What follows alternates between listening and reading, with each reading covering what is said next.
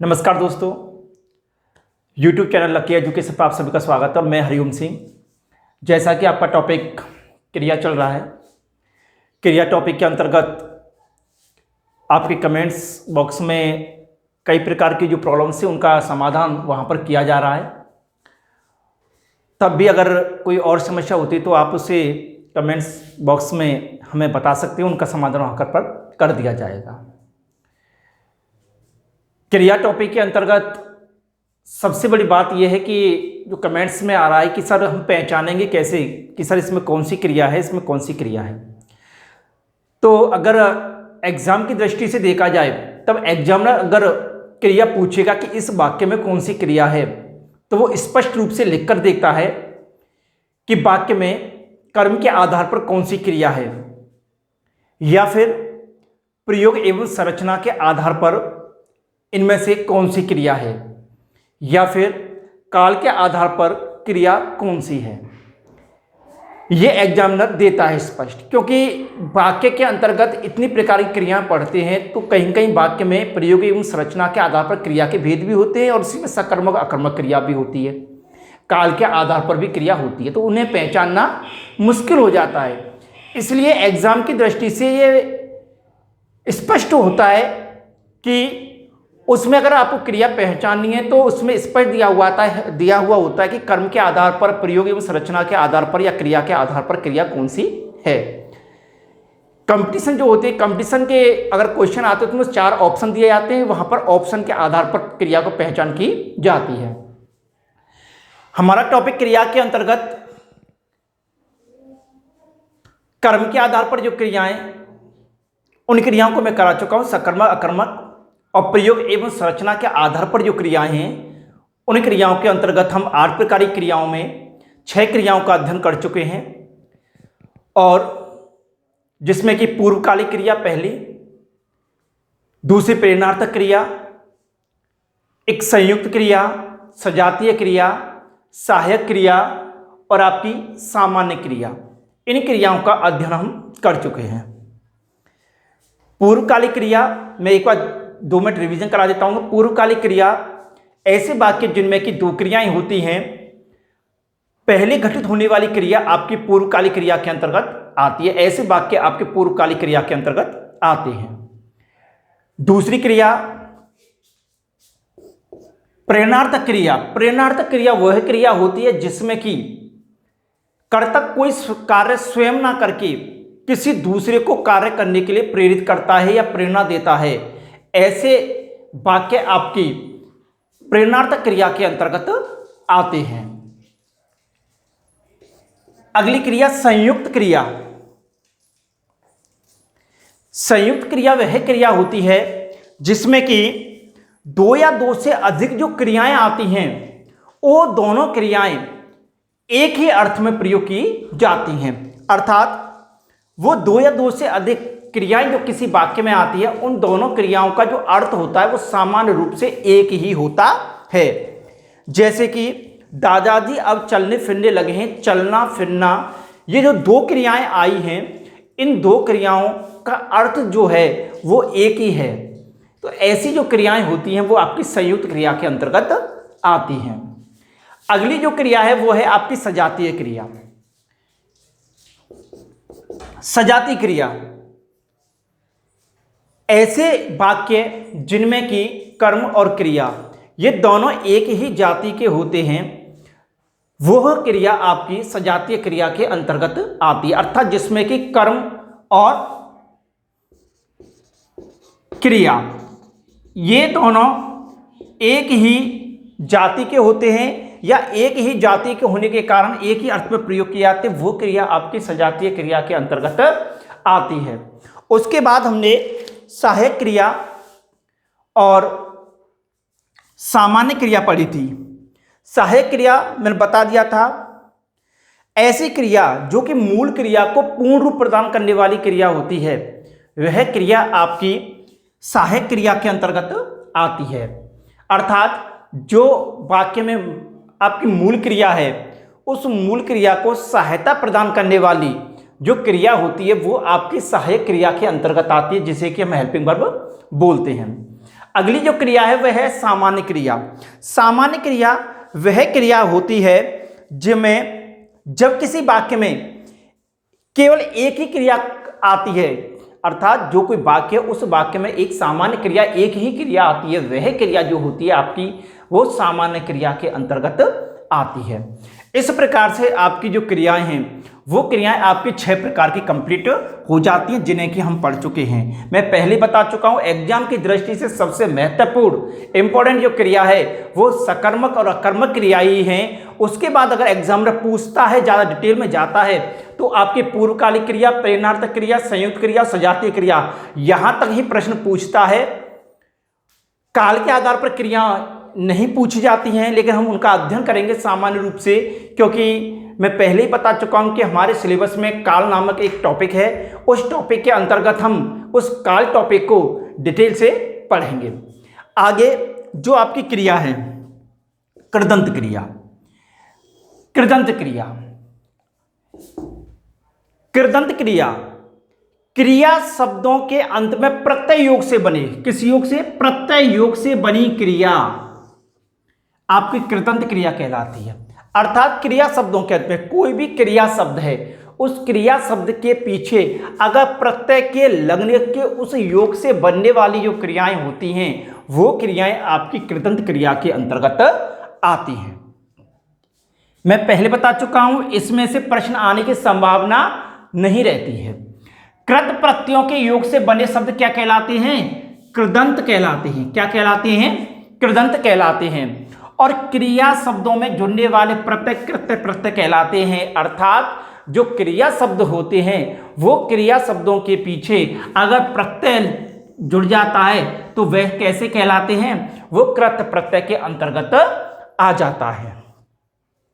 इसके बाद में आपके अगर विभिन्न उदाहरणों के माध्यम से इसको समझा जाए तो चल, लिख, आना, जाना जो भी हैं आपके, ये आपकी क्रियाएं हैं। और इन क्रियाओं से चल से चलता, चल से चलना, चल से चलकर, लिख से लिखना, लिख से लिखता, लिख से लिखकर आदि ऐसे इन क्रिया शब्दों से कृदंत शब्द बनाए जा सकते हैं।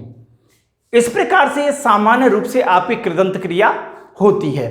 दोबारा से देख लें, कृदंत क्रिया के क्रिया शब्दों के अंत में प्रत्यय योग से बनी जो क्रिया होती है वह क्रिया आपकी कृदंत क्रिया के अंतर्गत आती है। कृत प्रत्ययों के योग से बने हुए शब्द आपके क्या कहलाते हैं? कृत प्रत्यय कहलाते हैं। और एक जो क्रिया होती है उन क्रिया शब्दों के पीछे अगर प्रत्यय को जोड़ते हुए चले जाएंगे तो उसके आधार पर आपकी कृदंत क्रिया बनती हुई चली जाएगी। इससे आगे आपकी जो क्रिया है वो है आपकी नाम धातु क्रिया। उस नाम धातु क्रिया का अध्ययन हम करें। प्रयोग एवं संरचना के आधार पर क्रियाओं के अंतर्गत हमारा जो अंतिम क्रिया है नाम धातु क्रिया। नाम धातु क्रिया जैसा कि नाम से ही क्लियर है, नाम किसे कहते हैं? नाम कहते हैं संज्ञा को। नाम कहते हैं संज्ञा को। अगर संज्ञा की डेफिनेशन पूछी जाए, संज्ञा की परिभाषा पूछी जाए तो सामान्य सा है। एक शब्द में अगर कहें हम संज्ञा की परिभाषा को तो नाम को क्या कहते हैं? संज्ञा कहते हैं। नाम को क्या कहते हैं? संज्ञा। अब ये किसी का भी नाम हो सकता है, किसी स्थान का नाम हो सकता है, किसी व्यक्ति का नाम हो सकता है, किसी वस्तु का नाम हो सकता है, भाव, अवस्था, अर्थात किसी का भी नाम आपका क्या कहलाता है? संज्ञा कहलाता है। और संज्ञा को क्या कहते हैं हम? नाम। नाम धातु क्रिया वह क्रिया होती है जो कि संज्ञा से संबंधित होती है। किससे? संज्ञा से संबंधित, सर्वनाम से संबंधित और विशेषण से संबंधित जो हमारी क्रिया होती है वो हमारी नाम धातु क्रिया कहलाती है। वे क्रियापद जो संज्ञा, सर्वनाम, विशेषण, किससे? संज्ञा, सर्वनाम और विशेषण, ये 3 टॉपिक अपने, संज्ञा, नाउन, सर्वनाम, प्रोनाउन और एडजेक्टिव आपके विशेषण। वे क्रियापद ऐसे क्रिया के पद जो कि पद में पहले ही बता चुका हूं कि संज्ञा, सर्वनाम और विशेषण शब्दों से बने हुए होते हैं। वो शब्द आपके या वो क्रिया आपकी किसके अंतर्गत आती है? नाम धातु क्रिया के अंतर्गत आती है। इस नाम धातु क्रिया के अंतर्गत हमारे या तो कोई शब्द संज्ञा से बना हुआ होगा या सर्वनाम से बना हुआ होगा या विशेषण। संज्ञा, सर्वनाम और विशेषण इन तीनों से बना हुआ होता है। संज्ञा, सर्वनाम, विशेषण शब्द धातु की तरह प्रयुक्त होते हैं। धातु अर्थात क्रिया के मूल रूप को क्या कहा जाता है? धातु। यहां पर अगर आपकी संज्ञा शब्द दिया हुआ है, सर्वनाम शब्द दिया हुआ है या विशेषण शब्द दिया हुआ है, अगर इनमें से तीनों में से कोई भी शब्द दिया हुआ है तो इन तीनों शब्दों में जो शब्द होता है वो किसकी तरह प्रयुक्त किया जाता है? धातु की तरह प्रयोग किया जाता है। और क्रिया का जो मूल रूप होता है वो क्या कहलाता है? अपना धातु कहलाता है। तो यहां पर अगर संज्ञा है, सर्वनाम है, विशेषण है, अगर इन तीनों का प्रयोग धातु के रूप में किया जा रहा है तो उसे हम क्या कहते हैं? नाम धातु क्रिया के अंतर्गत वो अपनी आती है। नाम धातु शब्दों में जब प्रत्यय लगाकर, क्या लगाएंगे हम? प्रत्यय लगाकर के क्रिया का निर्माण किया जाता है तो वे नाम धातु क्रिया कहलाती है। अर्थात जो नाम धातु जो शब्द हैं उन नाम धातु शब्दों में प्रत्यय अगर लग जाएगा तो प्रत्यय के लगने के बाद में जो क्रिया बनकर के तैयार होती है वो नाम धातु क्रिया के अंतर्गत आती है। जैसा कि क्लियर है, नाम अर्थात संज्ञा, संज्ञा, सर्वनाम और विशेषण, इन तीनों से मिलकर के वो संज्ञा आपकी तैयार होती है। अगर हम विभिन्न उदाहरणों के माध्यम से समझें तो संज्ञा शब्दों से निर्मित, पहले तो हम संज्ञा शब्दों से निर्मित जो वाक्य बनते हैं हमारे या शब्द बनते हैं वो कौन कौन से नाम धातु क्रिया के अंतर्गत बनते हैं देखते हैं। जैसे हाथ, हाथ क्या है? अपनी संज्ञा। हाथ से जो क्रिया बनती है क्या बनती है हमारी? हथियाना। हाथ से क्या क्रिया बनेगी हमारा? हथियाना। रंग, ये इसमें कौन सी क्रिया है? भाववाचक क्रिया, सॉरी भाववाचक संज्ञा। रंग, रंग से रंगना। बात, बात से बतियाना। ठग, ठग से ठगना। लाज से लजाना। खरीद से खरीदना। खर्च से खर्चना। अर्थात ये जो सभी हमारे शब्द हैं ये हमारे सभी शब्द संज्ञा शब्दों के अंतर्गत आते हैं। और ये जो सभी शब्द होते हैं इन शब्दों से मिलकर के हमारी जो नाम धातु क्रिया बनती है वो नाम धातु क्रियाएं हमारी ये वाली होती हैं, जिसमें कि हाथ से हथियाना, रंग से रंगना, बात से बतियाना, ठग से ठगना, लाज से लजाना, खरीद से खरीदना, खर्च, और सभी के पीछे क्या लगा हुआ है? ना लगा हुआ, जिससे कि हम पहचानेंगे ये हमारी क्या बन जाती है? क्रिया या नाम धातु क्रिया बन जाती है। उसी प्रकार से अगर हम सर्वनाम शब्दों से संबंधित देखें तो सर्वनाम शब्दों से हमारे संबंधित जो बनती है, अपना क्या है हमारा? क्या है हमारा? सर्वनाम। और अपना से जो हमारा वाक्य बनकर तैयार होता है नाम धातु क्रिया के अंतर्गत वो बनता है कौन सा? अपनाना। और अगर विशेषण की बात करें, विशेषण कौन से होते हैं? अर्थात संज्ञा और सर्वनाम की विशेषता बताने वाले शब्द हमारे क्या कहलाते हैं? विशेषण। अर्थात नाम को क्या कहते हैं हम? नाम को कहते हैं हम संज्ञा। क्या कहते हैं? संज्ञा। और वे शब्द जो संज्ञा के स्थान पर प्रयोग किए जाते हैं वो हमारे क्या कहलाते हैं? आपके सर्वनाम। क्या कहलाते हैं? सर्वनाम। और संज्ञा और सर्वनाम इन दोनों की विशेषता बताने वाले शब्द हमारे क्या कहलाते हैं? विशेषण। क्या कहलाते हैं? विशेषण कहलाते हैं। अगर विशेषण शब्दों की बात करें तो मोटा, ये विशेषता बता रहा है। चिकना विशेषता है। गरम विशेषता है। सूखा विशेषता है। अगर ऐसे विशेषण जो शब्द हैं इन विशेषण शब्दों से अगर हमारी नाम धातु क्रिया हमें बनानी है तो कैसे बनाएंगे? मोटा का मोटाना, चिकना का चिकनाना, गरम का गरमाना, सूखा का सुखाना।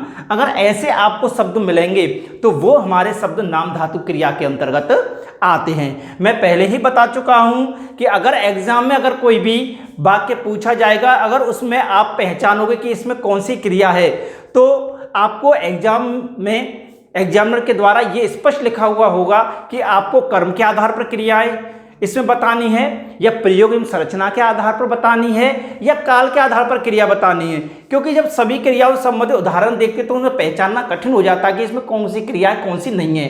कोई कई कई वाक्यों में कई कई क्रियाएं होती हैं, वहां पहचानना कठिन हो जाता है। इस प्रकार से आपकी ये नाम धातु क्रिया पूरी हो जाती है। दोबारा देखें, नाम धातु जो क्रिया होती है आपकी संज्ञा, सर्वनाम और विशेषण से संबंधित होती है। वे क्रियापद जो संज्ञा, सर्वनाम और विशेषण शब्दों से बने हुए होते हैं, जिसमें कि संज्ञा, सर्वनाम, विशेषण शब्द में धातु की तरह अगर प्रयोग की जाती है तो वो क्रिया आपकी नाम धातु क्रिया होती है। इस नाम धातु क्रिया के अंतर्गत संज्ञा, सर्वनाम और विशेषण इनकी जो मूल धातु होती है उनको हम नाम धातु क्रिया में परिवर्तन करते हैं। इस प्रकार से आपके प्रयोग एवं संरचना के आधार पर जो क्रिया है वो कंप्लीट हो जाती हैं। कल की क्लास में हम काल के आधार पर जो क्रियाएं हैं, वर्तमान कालिक, भूतकालिक, भविष्यकालिक, उनका हम सामान्य रूप से अध्ययन करेंगे। इस प्रकार से हमारा क्रिया टॉपिक पूरा धीरे धीरे समाप्त हो जाएगा। ठीक है, धन्यवाद। जय हिंद, जय भारत।